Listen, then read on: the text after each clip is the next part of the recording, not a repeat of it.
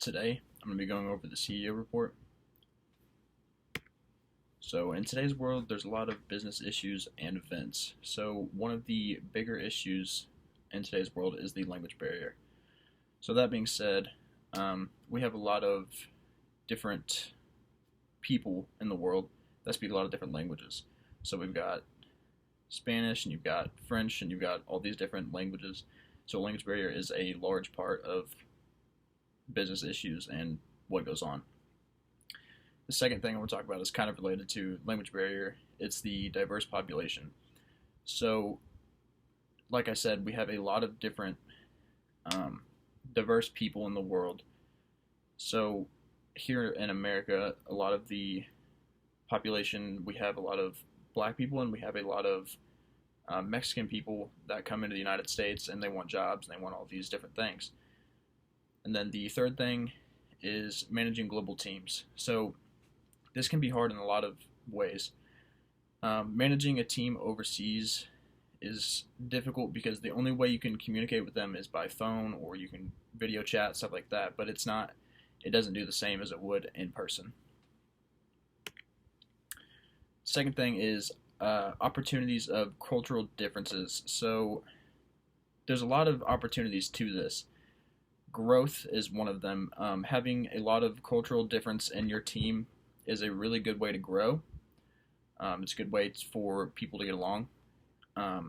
It opens up new perspectives. A lot of times they'll be creative and innovative, so it helps the team. Another thing is local market knowledge. So with local market knowledge, it's going to be, say you had someone from India, so they have more knowledge of what Indian people would want than an American person would know. A culturally diverse talent pool. So people from different cultures have a lot of different talents that we here just don't have. Like French people are very good at communicating. They're very good at getting into people's personalities and staying close to people. The next thing is products. Different parts of the world have a lot of different products that you can get. I know the Japanese have a lot of fish market over there. They do a lot of fresh fish and stuff like that. And then services.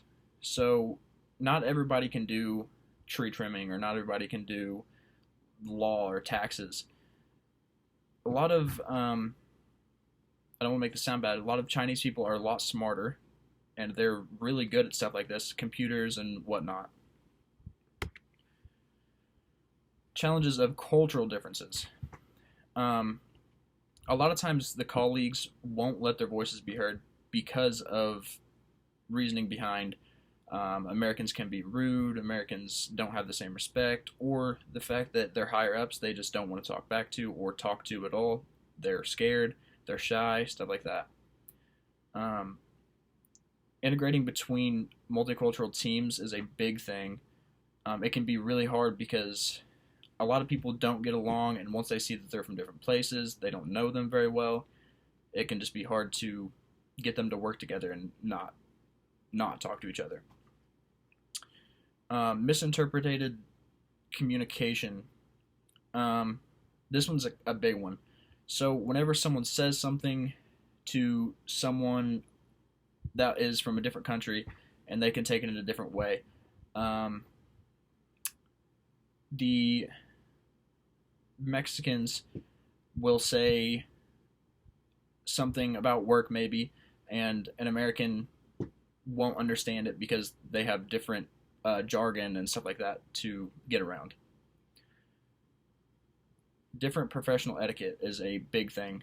I know a lot of the culture around Japanese and whatnot, they have a lot of robes, or like the Saudi Arabians, they wear robes and they wear face coverings. The women aren't allowed to show any hair or anything like that, so it can be a large challenge to overcome. Working styles. This is a big one. So working styles with a lot of different cultures, like the Spanish, they will they're very hardworking. As Americans, I don't want to say we're as hardworking. We work hard, but it's a different type of work. So in a business sense, someone might from a different culture might work harder, or they might not work as hard. The need for civility and cooperation. This is a big one. Global communication is easier when everything is civil and when you're cooperating effectively. Um, Civility allows growth. Being civil with one another and cooperating allows a company to grow. Um, Being civil is kind of just admiring your other teammates, doing what they need you to do, or back and forth. To be civil, you have to cooperate with each other. With them both together, it allows flawless production. You have good commitment to one another. It provides good ethics, and then all of that together makes the quality of life better. Similarities, differences in cultures, economies, business regulations, and political environments. So, political races are a large part of what would be similar. So, with the president, they make a lot of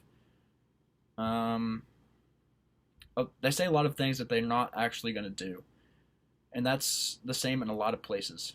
Um, People like things that go in one ear and sit in the brain, but they don't always do those things. Economies are similar in a lot of different places. They'll always go up, they'll always go down, and then taxes. Taxes are a big difference in a lot of places. So here we have a pretty harsh tax system. We do taxes, we get taxed on everything, and countries tax imports, exports, whatnot. But over in like Dubai, they don't have taxes. So what they'll do is they'll buy things and they'll get it without tax. Uh, Political abuse. Um, we'll take COVID-19 for instance. It's not really an abuse of power to say, but it is a big difference in what the government can do. So whenever COVID-19 happened, they had the relief fund and they started this emergency fund, blah, blah, blah. It ended, it helped us in the long run, but we didn't have that money. And then country import and export taxes I talked about. And then with competitors. Competitors is a similar thing in every environment. So every environment is going to have competitors. Say you're the CEO of Apple. You're being competed with Samsung and Microsoft and other companies like that.